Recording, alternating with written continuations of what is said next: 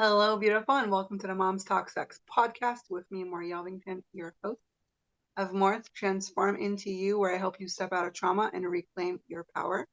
I'm so excited for our conversation today because I think this is a topic that not a lot of people talk about, but is definitely a predominant reality for a lot of moms out there.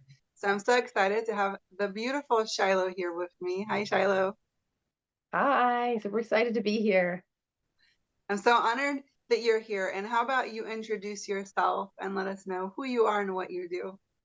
Thank you. So, my name is Shiloh Minor, and I'm a love and marriage coach for women who want to have that soul satisfying, connected on all levels, real life love story. But their husband doesn't really want to talk about that, doesn't want to go to therapy. It's just like whatever, it's fine. And they're like, no, for real, we need to have this. That's the women I help, and I show you how you can transform your whole relationship from the inside out. I love that so much because I do feel like after you have kids and you're in that mom mode, it seems like the relationship piece kind of gets lost on the back burner and your focus isn't on that. And then it's not until later where you're like, wait, well, where did all this go, right? Where did my intimacy go? Where did my sex life go? What's going on here?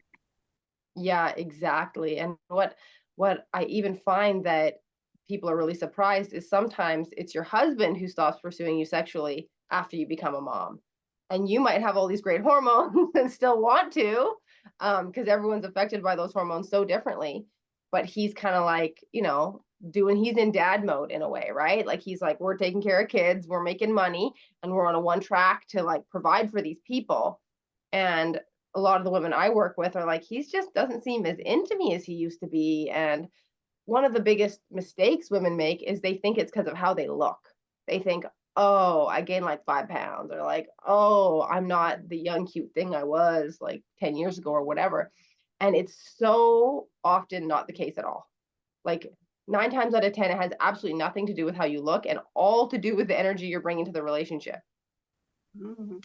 I love that. So what can you do as a mom in that place where your husband is kind of like not interested or not as money wanting it as much as you do? What can you do? Right. So if you do what you did when you were falling in love, you will continue to fall in love your whole relationship. So, what that means is when you and your husband fell in love, you were probably at a good time in your life. Like you were active in your hobbies, maybe you had a career, you were at school, like you had all these things flowing into you that lit you up, that made you a fascinating woman, that made you adventurous or just happy, right? Vibrant because you were doing what you love. And when you become a mom, especially in those early years, a lot of that gets stripped away. You're like, wait, I nurse all day, I don't sleep. Like I feel you get so drained out. And truly, what happens is almost all your human needs are not being met for like 6 months to like 5 years. And what I say is that you got to recognize that when that period is critical and move on afterwards. Like there is a period where we give up for our kids. There is a period where maybe you've made a commitment to co-sleep or you've made a commitment to breastfeed for so many years. And I don't, I was like that. And I think that's wonderful. But what I've noticed that happens is we get stuck in that mindset of like, my kids need me. My kids need me every second of every day. And if I don't go to them, I'm a bad mom. And I need to like not do anything for myself because that was like what I had to do when I had an infant. Right. But as soon as you get like a little bit of breathing room, if you have to start bringing back in the things that lit you up, like go for a walk, do your hair and makeup if that makes you happy, join a class, meet with your friends, like very simple little things that you'll see women and moms who haven't done them for 10 years. And you wonder why they get divorced. They have been miserable for 10 years and they're trying to build a romantic relationship when they're just a shell of themselves, right? Yeah, that's so true. So I'm really curious, like, how did you get to do what you do? What was your Mhm. journey like? So I had a very similar thing. I was so excited to be a mother. I was like 31 when I had my first kid and, 35 with the second one. So I had far too long to fantasize about how amazing this would be. and and I was all in, right? I was reading all the books and going for it. And I assumed that my romantic relationship would just come along. I Yeah. didn't think it would change as dramatically as it did. I didn't, and I was quite shocked. Even from pregnancy, it changed. And I thought, what is happening? Why is my husband like not really pursuing me and doesn't seem as, connected and whatever? And then after the second kid came, we were just fighting because the level of exhaustion from the first times the second, I always say really hits the fan at baby number two. I'm sure you can all relate who's had two kids or more. And it just came to like, there was no connection. It was roommates. It was bickering. It was a complete breakdown of communication. Or I had tried to bring it up to him many times, like, this is not working. We need dates, or we need this, we need that. And he was just like, what do you mean? Like, this is just life. Like, we're busy. Like, he kind of just blew me off over and over again. And so I was really devastated and really confused. And he's a really good man. Like, we don't have any, what I would say, textbook problems like the financial or the addiction or the affairs. And so I just kept thinking, if it can't work with us, who can it work with? Like, Right. it should be able to work. There's no reason this can't work. And before we got together, I had been like kind of read everything about relationships. I was just fascinated by human psychology. So on top of which, I was like, I've read all these things and I still can't figure it out. What are other people supposed to do, right? So I got to the point where I was like, I have to figure this out. Like, I have to. And so I went on this basically spiritual growth journey where I took responsibility for everything in my life, and I stopped moping and whining about my kids and moping and whining about my husband and complaining that life was so bad, and was like, what can I do to make it better? How can I do this? And it was really, really hard at the beginning. But when I started to see the romance and connection come back, I was like, oh, thank God. This is not just the rest of my life. Because I got to the point where I was like, this can't be the rest of my life. Like, I won't, but I have to, I say, leave no stone unturned, right? Like, we need to try everything here. And so when I figured that out, I just had this light bulb moment where I was like, this has got to be so many other women in this world. All the normal, quiet, living their own life women who are not drama on the internet, who you don't hear about, who have beautiful pictures of their family on their Facebook profile. They're also pissed off. They're also miserable and lonely. And there's a lot of noise online about how that's men's fault, right? And we just got to do away with men because they can't figure out how to be good husbands. And it's like, that's no help to you if you want to stay married. Right. That just digs you a deeper hole of resentment and judgment and blame. And so I thought, I really need to share this message because there are so many men who won't go to therapy. It's part of most men's nature to avoid sharing private things to strangers. Right. They really, really avoid it. And instead of making that their fault, find a workaround.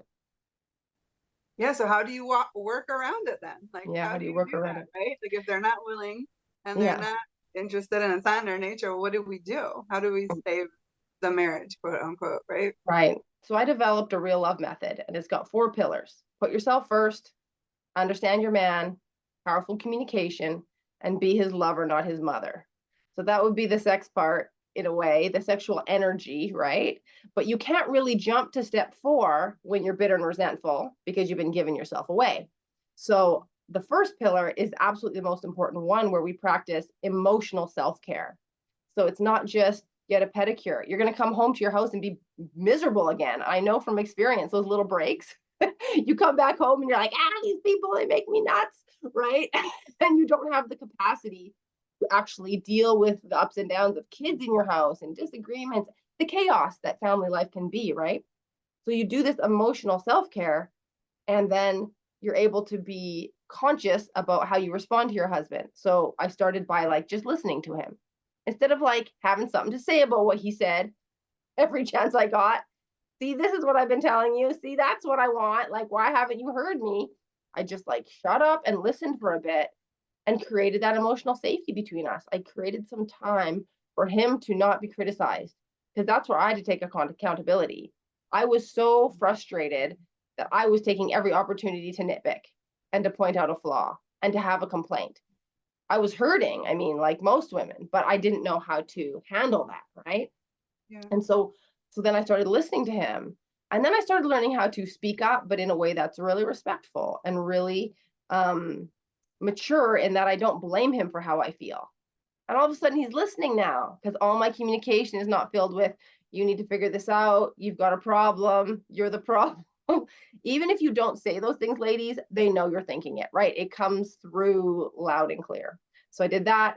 And then that final piece is tapping into your sexiness, your sensuality, your joy of just dancing and moving and having a bath and really relishing in that part of you that gets neglected as mother. And all of a sudden, again, you just become this glowing magnet towards your husband who's like, "Ooh, who's this pretty woman in my house?" I love that. That is really powerful, actually. So, what are little things that you think you can start doing in your marriage, in your relationship, if you're getting awareness tidbits, right? Because you were saying you had to go through this very intense spiritual journey, right? Right. Did you have support? Was it like a solar journey of just going and kind of researching? Did you have to get help? Well, the catalyst for me was hiring a parent coach because my oldest son is spicy and intense and everything else, and it was blowing my world apart. And so I thought, I got to get some help. I'm so angry all the time. And so I got a parent coach, and she was the one who basically shone the light on how I was creating this lack of emotional safety with my son because I Mm, was so irritable and I was so on edge. I was lacking sleep and everything, right? But really pushed me into that accountability because when it's a child, you can see it more easily than when it's an adult, right? yeah, Because you're like, he is a kid. It is on me. I'm a mother. I need to get my act together, right? Whereas when we're dealing with our husbands, we tend to project them into the father role. And then we act like helpless children to them, like, well, they won't treat me good. Like, there's nothing I can do, right? So yeah, yeah, so the parent coach was the one who kind of kicked me into this world of like, oh my gosh, we can create our relationships, we can create our lives. And then it was just solar research like crazy. I was like, oh, there's so many cool things. This is so amazing. It's so empowering.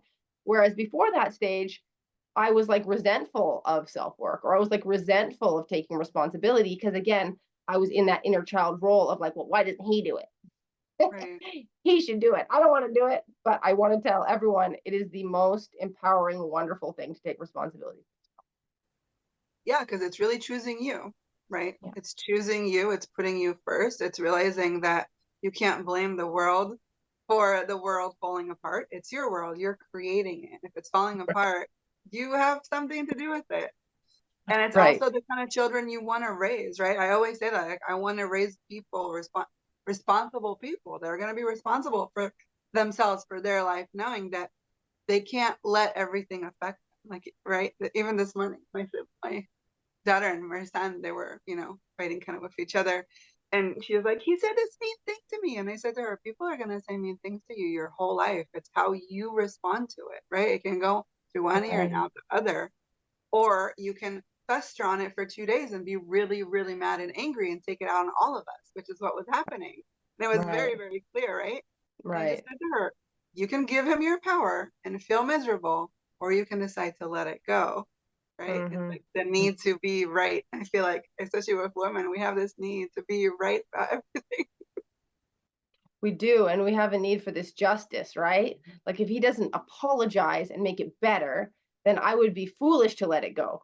I would be a dumb woman who's getting walked on, right? Like we don't want to be this doormat, but then we just become a seething, resentful person. There's all these little traps you can fall into, right? Like choosing this role or that role. And really it's that high self-worth that we need to cultivate to be able to not fall into those traps. To say, like, hey, I have needs and I can present them to you without panicking that you won't meet them. I can present them to you without anxiety and tension. Whereas when you don't feel you deserve stuff, you come with such a confusing energy and so much tension that your husband's just like, whoa. And that's where he's the whole, why is this such a big deal? You get so mad, right? You're like, this is a big deal. It is a big deal, but we have our own baggage to clear out to be more powerful. Yeah, and I love what you say. Like, so much of it is not actually in what we say, it's the energy behind the words. And I think so many times we're just not aware that that's actually what they're responding to versus what you're actually saying. I always say this because I was that woman who tried all the techniques and they didn't work. Right. And so I feel responsible not to set you up for failure with like, hey, just say this. And you'd be like, oh, I tried the thing and he's still a jerk. It's like that the superficial words are so much less important than you having the right grounding and energy. And you're not aware of it. You do need a mirror. It's almost impossible to see these things. Right. And like I said, because I didn't have a mentor through my process, it took me a couple years, whereas my clients take 3 months and they're like, I see it, because they have that mirror to sort it out for them. And also to let you know it's going to work, because you have to try something more than once, right? Whereas when we're on our own, we try it once, it doesn't work, and we go, I'm not getting hurt like that again. No, thank you. That's so true. It's like the one time you get rejected, and you're like, I'm gonna stop trying now. I'm just gonna give up. Totally. He doesn't want me, and you go down that rabbit hole of Oh, like, this completely. is yeah, this is Well, the over. What to do? yeah, we totally make up a big story in our head. This whole thing of women getting rejected, that's what we were talking about just before, is that women can't handle rejection because we've been told that women never get rejected physically, never, ever, ever, ever. And it's not true. Women are getting rejected physically all the time. And it often has nothing to do with you. He's stressed, he's tired, just like a normal human. He's not going to perform on demand. But we have such a wound around it that if a man blows us off when we have taken all this courage to initiate, then we're like, oh, I will never go there again. And we'll have a big meltdown for, like you said, however long. We'll tell a big story to ourselves about it. And really, what we do, you can use this tip. When you go through a meltdown and you're in an emotional hangover, all that internal dialogue that you have about your relationship is all the thoughts you have about yourself. Yes, It's not your husband. It's you think you're not good looking enough. You think you're not a good enough mom. You think your house isn't clean enough. You've decided why you're not worthy of love, and it has nothing to do with him. right. That is so true. I see that time and time again. And we just expect, like you said, we just expect them to want to be on the go, ready to go all the time when we are. But if it's the opposite, right, then we can take then they can take the blame, right? If you're too tired or you have a headache or you don't want to Right. do it, that is fine. But the minute it's reverse roles, then it becomes this big thing. And Right. so many women I see just shut that part of them off and then like sign it off, like give up, like, okay, I got rejected, I'm done with it. Where Yeah. really you have to treat the people, your husband, the person you love, the way you want to be treated too. Right. And I'll give you a little tip for if this is your dynamic, if you feel like he's not really pursuing you, you want to let him know the window is open, but it doesn't have to be right now, right? Because men will say, like when a woman initiates with them, their general first reaction is shock. They're like, oh, yeah, right. I didn't expect this. This wasn't on my mind right now. I don't know how to, go from this frame to that frame. Does she mean in this minute? Does she mean tonight? Like it just confuses them a lot, generally speaking, if you have this kind of dynamic where he's just kind of been in his own zone. But if you just let him know you're open, so then he can not fear rejection himself, because that's probably why he's not been coming to you. He thinks, oh, she's tired or she's not in good mood or something. You just say, hey, I'm open to it. I look forward to next time, and just totally open ended. And then go and enjoy yourself and wear cute stuff, his favorite outfits, even if they're regular clothes. Like my favorite tip is not lingerie, but just clothes that are a bit too revealing because because you also can wear them all day in the house, right? And you don't have to feel as putting your neck out when you wear them. Not like you have to respond in this minute. You're just having some fun with it. So you get to feel sexier about yourself, and he gets to build up um that energy of like, oh, my wife who's a sexual being. Oh yeah, I do think she's super cute. Look at her over there. A little bit of distance, right? Really helps. Yeah, I love that. That's great. This has been so amazing. I really love it. And I love your energy about this because I can see just from your energy and how you talk about it, the transformation you went through. So, what does your relationship look like now? I'm super curious. Oh, I mean, it's better than it was when we started dating, because we Right. were both button heads and tough as nails when we started. We're both really intense people. And now we've got this harmony where it's just like, day to day is really easy. We've kind of got our systems and there's not bickering. And then there's also just tons of passion whenever we want to. It's not like there's any pressure or tension on either side, it's got that spontaneity to it or planned, it's just, there's just an openness and emotional safety where I don't worry about my relationship anymore. It's not taking energy or bandwidth from me. It's now our relationship is this team and this support for our parenting, for our businesses. And that's the part that I think I'd never experienced. I'd always been in some drama filled scene where your relationship was sucking all your bandwidth and why couldn't you fix it? Right. But once it gets to that place, it's so beautiful because it finds its proper order in your life. It doesn't take Yeah. over your whole brain. You just know you're loved all the time. You just know you're desired all the time. You just know that your relationship is secure till you die all the time, which is so soothing. Like it just takes you down a notch in terms of calmness. That is so true. I never thought about that. And I bet it's affecting your children in that way too. I'm sure it is. I'm sure it is. The stuff we were dealing with our kids when the tension was high was bananas. It was not pretty, you know how kids, you know how there's always that one kid who acts out the most. He was he was tense, right? His nervous system was all fried because he could feel the anger in our house. Now it's like every time me and my husband hug, the kids all run to be part of the hug, you know? They're Yeah, like, "Yay, family hug." So yeah, I know for sure it has a huge impact on our kids. I love this. So if our listeners want to find you, more about your program and what you do, which sounds amazing, by the way, where can they find you? So you can find me at shilohminor.com. If you want to read my whole story on there, you can find out everything about me. And you can also just connect with me on Facebook and send me a message if you just want to casually say hello and ask me some questions. I offer a free connection analysis. So I can tell you what are the main blocks, what are the subconscious things that are going on that are affecting your relationship, and what are the exact next steps you can take. So if you want to have one of those, just message me and we can set it up. Okay, I love that. That's amazing. Well, thank you so much for being here. This was delightful, and I loved everything that you had to share, and I really appreciate you and the work that you do in the world because I feel like it's so needed. It's so needed. So thank you so much for being here and doing that. Thank you. This was so much fun, and I'm just excited to get to know you and your people. Thanks. Okay, guys. Well, thank you for tuning in this week. I hope you have a wonderful week. Go and use these tips and these tools and get your sexy on, right? This is the time. This is the time to reconnect, have some fun and passion, and revive your marriage. Yes. So I hope you have a beautiful week, and we'll tune with you again next week. Bye.